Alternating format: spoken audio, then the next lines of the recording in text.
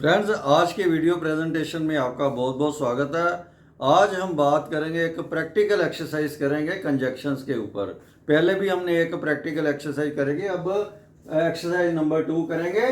तो मेरी रिक्वेस्ट है कि मेरे साथ साथ ये एक्सरसाइज आप भी करें और वीडियो में एंड तक बने रहें, और चैनल को अभी तक सब्सक्राइब नहीं किया तो जरूर करें। तो let us start.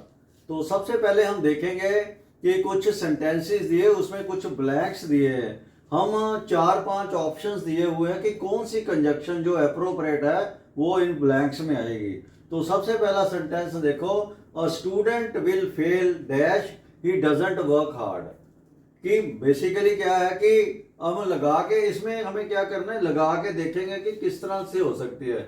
A student will fail dash he doesn't work hard, कि एक स्टूडेंट फेल हो जाएगा कि ही डजंट वर्क हार्ड।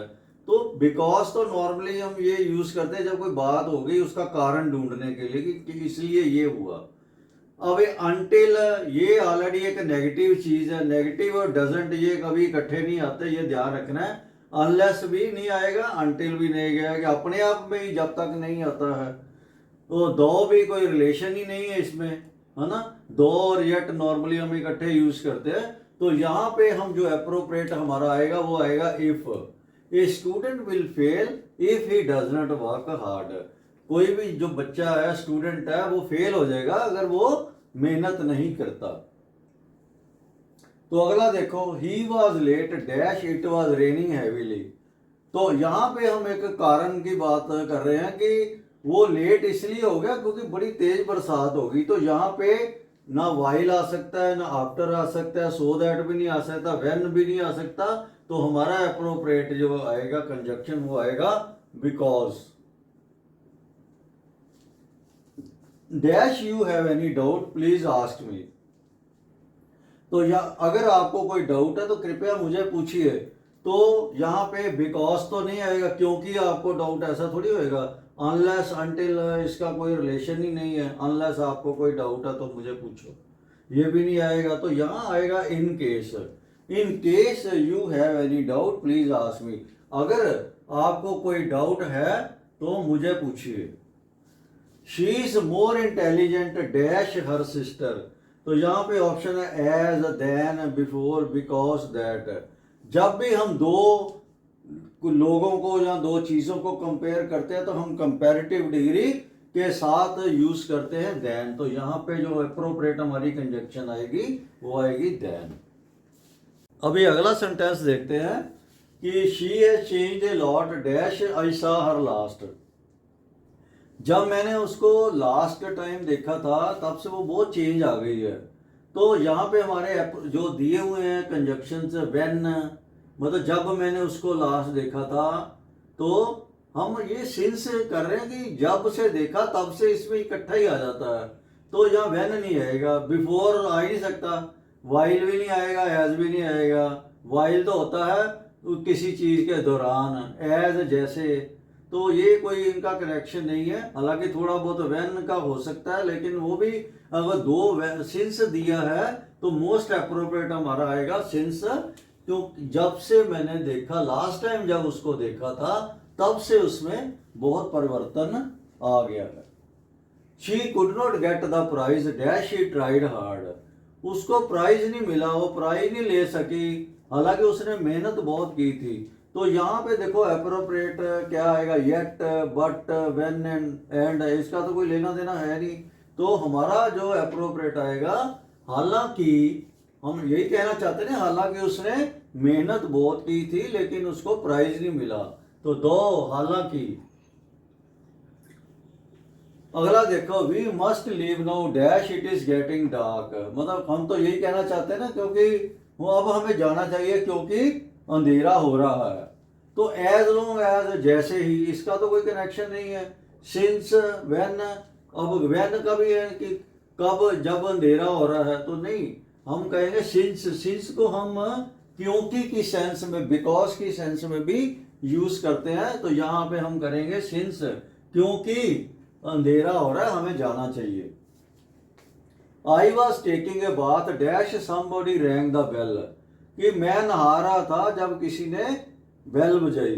तो जब तो व्हेन यहाँ पे एप्रोप्रिएट हमारी कंजप्शन आ गई, जब किसी ने दरवाजा बेल बजाई, मैं नहा रहा था।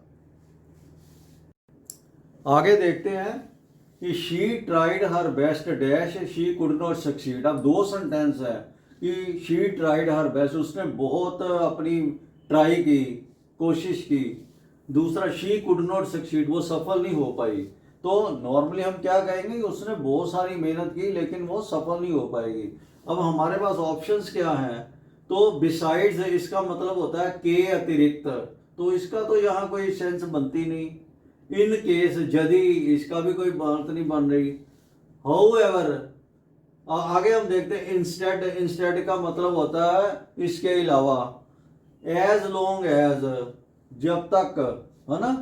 तो यहां पे अप्रोप्रिएट जो आएगा हमारा आएगा हाउएवर, उसने बहुत मेहनत की, हाउएवर, फिर भी, या हालांकि, शी कुड नॉट सक्सीड, तो यहां पे हमारा आएगा हाउएवर, उसने बहुत मेहनत की फिर भी वो सफल नहीं हो पाई, या हालांकि वो सफल नहीं हो पाई।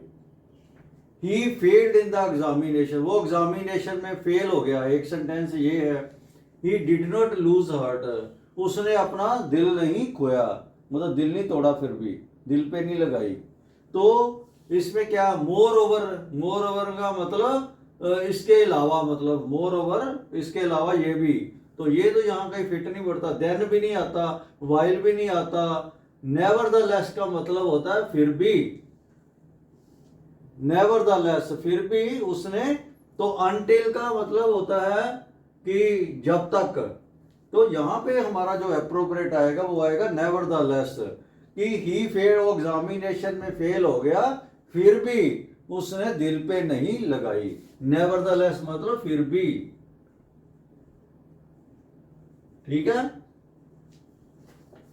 His parents were transferred to Agra dash he was 5 years old। तो पहला सेंटेंस है उसके पेरेंट्स जो है वो आगरा में ट्रांसफर हो गए। दूसरा, वो 5 साल का था। तो हम वाइल दिया एक ऑप्शन, वाइल मतलब, वाइल का मतलब होता है किसी चीज के दौरान, ये तो कोई यहाँ पे अप्रोप्रिएट आता नहीं। व्हेन और ये सिंस, व्हेन का मतलब, सिंस का क्या आएगा यहाँ पे कि क्योंकि, क्योंकि की सेंस में करते हैं हम, वो तो आएगा नहीं। तो यहाँ पे जब वो 5 साल का था उसके पेरेंट्स की आगरा में ट्रांसफर हो गई, तो व्हेन इसमें अप्रोप्रिएट हमारी कंजक्शन आएगी। The rent being very high he will not take that house, क्योंकि रेंट बहुत हाई है वो ये घर किराए पे नहीं लेगा। It is very far away from office, ये ऑफिस से बहुत दूर है। तो ये दो सेंटेंसेस को जोड़ना है। तो हमने देखो पहले because, because it is very far away, क्योंकि पहला रीजन तो ऑलरेडी उन्होंने दे ही दिया ना कि वो किराए पे नहीं लेगा, क्योंकि, है ना।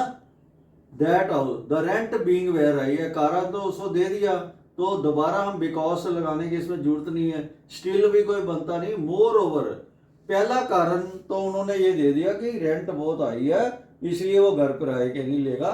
More over it is very far away from office, इसके अलावा वो ऑफिस से बहुत दूर भी है, तो यहां पे आ जाएगा मोर ओवर। तो देखा दोस्तों, हमने एक प्रैक्टिकल एक्सरसाइज की। मुझे पूरी उम्मीद है कि आपने मेरे साथ साथ की है और आप इसको करने में सक्षम रहे होंगे।